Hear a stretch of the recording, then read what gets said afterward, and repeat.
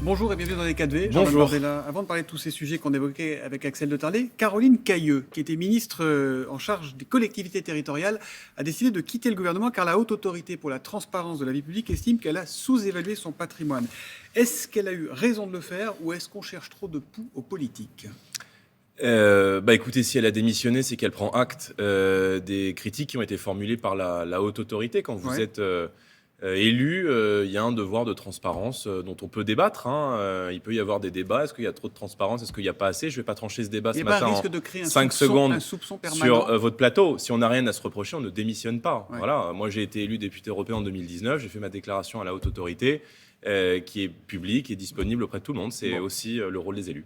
Et sur les cabinets de conseil, alors le PNF, Parquet national financier, a ouvert 2 enquêtes pour savoir si le cabinet américain McKinsey aurait été favorisé en échange d'une participation à établir aux campagnes présidentielles d'Emmanuel Macron en 2017 et en 2022.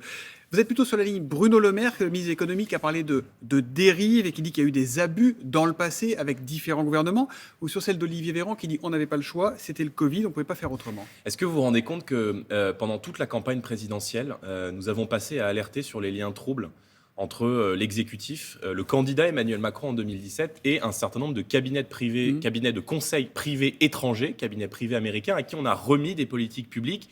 On parle de gens qui ont aidé bénévolement Emmanuel Macron durant sa campagne présidentielle. Il y a donc, en théorie, un halo de corruption avec la question d'un renvoi d'ascenseur que le parquet national financier va donc devoir trancher. On a passé l'intégralité de la campagne présidentielle à en parler. J'ai eu l'occasion moi-même d'en débattre à plusieurs reprises avec des ministres. On nous a dit il n'y a pas de problème. Aujourd'hui, 6 mois après, Bruno Le Maire nous fait cet aveu de culpabilité en nous disant on a peut-être il ne parle pas de cette affaire particulièrement. Oui, il dit on a un peu trop tiré sur la corde avec les cabinets de conseil. Donc on voit bien que la petite musique n'est pas exactement la même de celle dont on avait parlé pendant la campagne présidentielle. La vérité, c'est qu'Emmanuel Macron, depuis 2017, a vendu la France à la découpe. Il l'a fait avec les cabinets privés. Il l'a fait en vendant Alstom aux Américains de General Electric. Il l'a fait dans l'affaire des Uber Files, Jordan Bardella, une boîte privée américaine remet clé en main des projets de loi à des députés de la majorité. Donc on sait qu'Emmanuel Macron est comme ça. On sait aussi que ça fait des années et des années, bien avant l'arrivée d'Emmanuel Macron, que les gouvernements ont recours à des cabinets comme ça, et que même parfois ça a pu être utile. Mais le sujet n'est pas, il manque une compétence aujourd'hui dans le domaine régalien et vous faites appel à des boîtes privées. Ça n'est pas ça le sujet. Le sujet, c'est un cabinet privé américain à qui on a remis des politiques publiques, à qui on a remis des marchés très importants. J'ai plus le chiffre, mais ça se chiffre en dizaines, voire en centaines de millions d'euros, qui sont comme par hasard des personnes qui ont aidé bénévolement Emmanuel Macron à se faire élire en 2017. Et je rappelle que l'enquête du PNF concerne également 2022, alors même que la Commission nationale des comptes de campagne n'a pas encore remis sa décision d'approuver ou non les comptes de campagne des différents candidats, Emmanuel Macron comme Marine Le Pen. Absolument. Ce qui veut donc dire que si l'enquête est ouverte dès maintenant par le PNF et qu'elle concerne également le compte d'Emmanuel Macron en 2022, c'est que le PNF a un faisceau d'indices pouvant laisser croire que Emmanuel Macron participe de ces liquidateurs qui se succèdent à la tête de l'État depuis des années et qui ne gouvernent pas pour le peuple français, mais en réalité pour des intérêts privés. Reconnaissez que tout devient suspect. Aujourd'hui, il paraît qu'en septembre 2021, 8 mois après l'assaut du Capitole, votre groupe, le RN, au Parlement européen, a envoyé 2 élus à la rencontre d'élus radicaux républicains aux États-Unis lors d'un voyage organisé par des conseillers de Donald Trump, c'est un papier dans Le Monde d'hier, et un voyage payé par les fonds européens du Rassemblement national. C'est vrai, ça pose problème, ça ou pas ?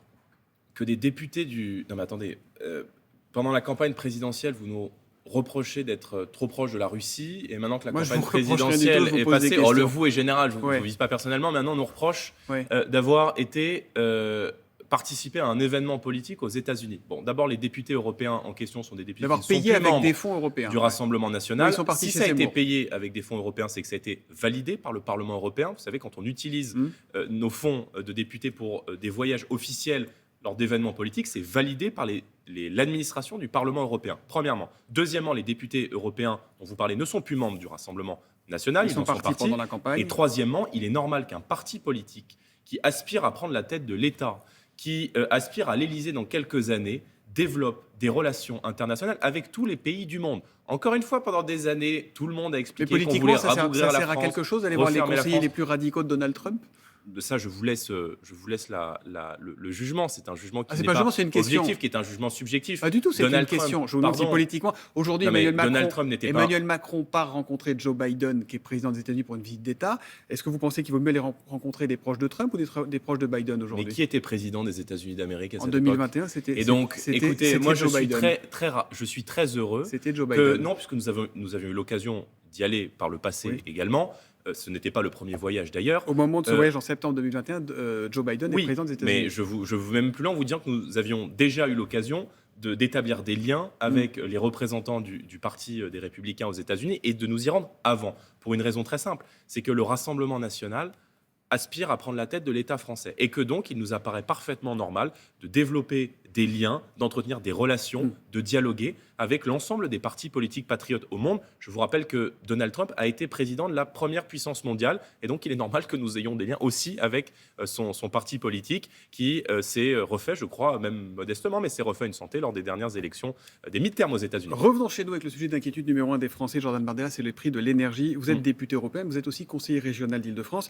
Et il y a un vrai sujet, on en parlait avec Axel de Tarlé, sur le prix des tickets, des abonnements, avec une guéguerre entre la présidente de la région, Valérie Pécresse, et le gouvernement qui se renvoie à la responsabilité. Qu'est-ce que vous proposez, vous, concrètement ? D'abord, je pense que les Français ne sont pas des vaches à lait. Et aujourd'hui, les Français sont pris en étau entre, d'un côté, des prix des carburants qui sont devenus délirants, avec un gouvernement qui refuse de baisser les taxes, avec une politique toujours plus agressive contre les automobilistes depuis plusieurs années, et de l'autre, des transports en commun devant lesquels on pourrait ériger une barrière tarifaire et les rendre quasiment inaccessibles. Il faudrait un bouclier tarifaire pour les transports en commun en D'abord, France ? il ne faut pas seulement un bouclier tarifaire. Quand vous augmentez les prix des transports en commun, c'est généralement que vous augmentez la qualité des services. Or, la France est peut-être l'un des seuls pays où on vit cette anomalie, c'est-à-dire plus les services publics augmentent en termes de tarifs, plus la qualité diminue. Oui, mais vous savez les pourquoi ça transports augmente ? sont Ça augmente dégradés, parce que la facture d'énergie parce que explose. Exactement. Oui. Et donc, moi, je ne veux pas dédouaner Valérie Pécresse. Je suis dans son opposition à la région Île-de-France. Ouais. Mais le sujet aujourd'hui, c'est l'incapacité de l'État à maîtriser les prix de l'énergie. Nous proposons une chose très simple. Bon, d'abord, dans les transports en commun d'Île-de-France, il faut faire des économies sur la fraude. C'est 170 millions d'euros par an. Oui, mais il faut là, faire pardon, des économies Jordan sur les Bardella, réductions mais tarifaires. dans qui sont, l'immédiat, je vais vous répondre, qui comment sont vous réglez ce accordées problème aux clandestins. C'est 40 millions qui payent. Il faut le savoir, le titre des transports beaucoup moins cher que les citoyens français. Et troisièmement, il faut retrouver la maîtrise des prix. Nous proposons de manière très simple de sortir du marché européen de l'électricité. C'est ce qu'a fait. Pardon, Non, mais je sujet. suis d'accord. Vous pouvez dérouler tout ce que vous voulez, il n'y a pas de souci. Mais là, je vous pose une question concrète sur le prix des transports et comment on règle le problème là pour la semaine prochaine ou pour le mois de janvier. Pourquoi on ne va pas sortir du marché de l'électricité d'ici janvier et ça ne va pas faire baisser le prix du ticket de métro. Mais écoutez, mais moi j'entends cette promesse comment vous depuis faites le mois de janvier. Oui. L'Espagne et le Portugal ne sont pas sortis du marché européen de l'électricité. L'Espagne et le Portugal ne bénéficient pas d'une énergie 3 fois moins chère Comment que la vous France. faites pour Croyez-moi, que le pass il y a Navigo beaucoup ne de chefs passe pas à d'entreprise. 100 €? Mais pourquoi la région Île-de-France, via IDF Mobilité, est-elle contrainte d'augmenter, en tout cas, c'est une menace qui est brandie par la présidente de la région, Valérie Pécresse, d'augmenter les tarifs du pass Navigo. Parce que la facture d'énergie est trop chère. Oui. Pourquoi est-ce que dans l'Essonne, il y a une école qui est obligée de fermer, il y a une mairie qui a fermé une école parce que le Parce qu'il y a prix, pas de chauffage, la facture parce que c'est trop énergétique, cher. exactement, a été Absolument. multipliée par 5. Donc le sujet, c'est la maîtrise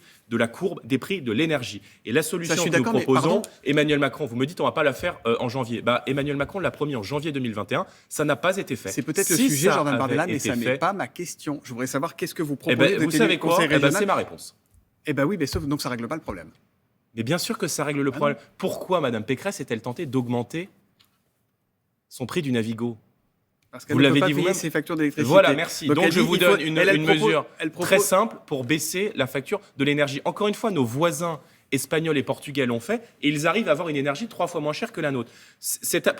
Pour juste que les téléspectateurs comprennent, cette aberration du marché européen de l'électricité fait que les prix de l'électricité en France et en Europe sont indexés directement sur les prix du gaz. Or, Mais ça, 92% vous avez raison, et on est d'accord sur la l'énergie en mécanique, France n'est pas sauf que produite à partir personne de n'est nous. d'accord en Europe pour régler ce problème. Bon, on ne va pas passer la matinée là-dessus. L'Espagne et le Portugal l'ont fait. Je dis juste qu'il y a des solutions qui fonctionnent ailleurs, ça n'est pas fait. De la même manière, vous m'interrogez sur l'inflation. La Pologne et l'Allemagne ont mis en place la mesure que nous proposons, qui est de baisser la TVA sur l'énergie. Et je pense que la baisse des taxes et de la fiscalité aujourd'hui, comme le retour à la maîtrise des prix, c'est les seuls moyens, on le voit bien, qui pourront trouver des solutions aux hausses des factures pour les entreprises comme pour les collectivités. Qu'est-ce que vous pensez de l'idée d'Emmanuel Macron de créer 10 RER dans 10 grandes métropoles ?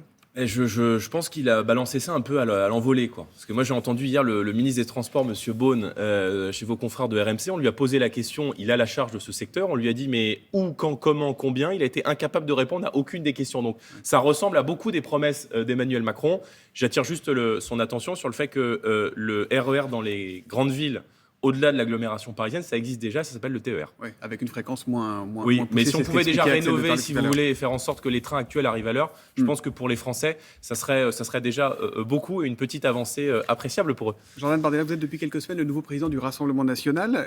On vous dit plus radical que Marine Le Pen. Quand vous regardez autour de vous, Ah vous bon avez plus envie de parler à Éric Zemmour, à Marion Maréchal ou aux Républicains? Qui dit que Vous. je suis plus radical que... Ah bah, pas mal de gens. Demandez à Louis Alliot ce qu'il en pense. Non, je ne l'ai pas entendu dire cela. Vous savez, depuis 2-3 ans, j'étais présenté dans tous les médias comme justement la figure moderne, ouverte, etc. du Rassemblement national. Et puis, depuis le 5 novembre, Ouais.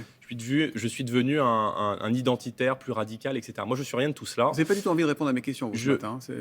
Ma question, est-ce c'est que est-ce je que vous veux- regardez non, mais- du côté d'Éric Zemmour, de Marion Maréchal, des Républicains, où sont vos alliés pour Je demain? pense que, pour vous répondre très concrètement, je pense qu'il y a... Aujourd'hui, nous avons un socle populaire extrêmement fort, qui vient du fait que nous avons toujours parlé des préoccupations majeures des classes populaires, le pouvoir d'achat, la sécurité, l'immigration. Aujourd'hui, il y a toute une partie, puisqu'on est en pleine période d'élection du président de LR, toute une partie des patriotes, à gauche mais aussi à droite, qui se sentent orphelins d'un leader, Éric une Ciotti, incarnation dans votre politique. esprit, Éric Ciotti, ça peut être un allié pour Et la question, c'est quelle sincérité d'Éric Ciotti. Quand Ouais. Éric Ciotti il a pu choisir aux élections régionales l'année dernière en PACA, vous vous souvenez, entre Thierry Mariani, qui était ministre de Nicolas Sarkozy, Renaud qui était Muselier. soutenu par le RN, et M. Muselier, qui était le candidat d'Emmanuel Macron, il a voté pour M. Macron. Donc je crains qu'il n'y ait plus rien à attendre de la part de ces cadres-là, sans parler du troisième qui est plus macroniste, Aurélien Pradier, qui lui a voté carrément les subventions à SOS Méditerranée dans sa région, c'est-à-dire à une organisation qui fait le taxi pour les mafias de passeurs en mer Méditerranée. Donc je pense qu'il y a une déconnexion aujourd'hui entre les LR et un ancien électorat de droite plutôt orphelin, à qui moi j'aimerais tendre la main, parce que je pense que sur l'essentiel des idées, c'est-à-dire la défense de la valeur travail, l'autorité, la sécurité, l'immigration, le pouvoir d'achat, on a beaucoup de points de convergence. Eh ben, merci beaucoup. Merci à Jordan vous. Bardella, ce J'ai matin. essayé de répondre à vos questions. Ouais, on n'a pas toujours réussi. Hein. Je reviendrai.